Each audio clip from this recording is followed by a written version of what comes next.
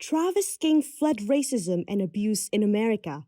That was North Korea's claim in a state media report that came after nearly a month of silence since the US soldier disappeared over the border. The statement throws a spotlight on North Korea's long and complicated history of citing US racism as a way to push back on Washington's criticism of the North's human rights abuses. Let's take a closer look. In 1969, Pyongyang hosted American author and activist Eldridge Cleaver, leader of the Black Panther Party. Cleaver wrote that North Korea and its great leader had, quote, heightened our consciousness to a level that makes us equal to the task of dealing with our number one enemy, the U.S. imperialist aggressors.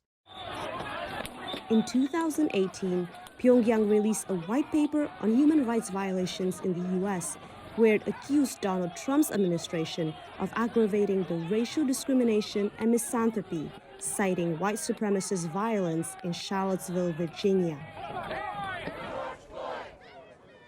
During the protests after the police killing of George Floyd in 2020, North Korean officials cited extreme racists in America and criticized authorities' response to the protests. But North Korean state media has its own history of issuing racially charged statements. In 2014, the state news agency published a report using a racially offensive term to describe then U.S. President Barack Obama. Threats will get North Korea nothing.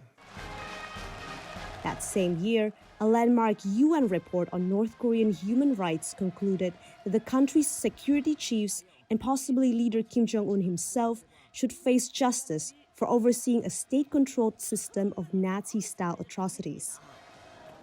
That report included allegations that North Korea conducts forced abortions on women suspected to have been impregnated by men in China, driven by an underlying belief in a pure Korean race to which mixed-race children are considered a contamination of its pureness.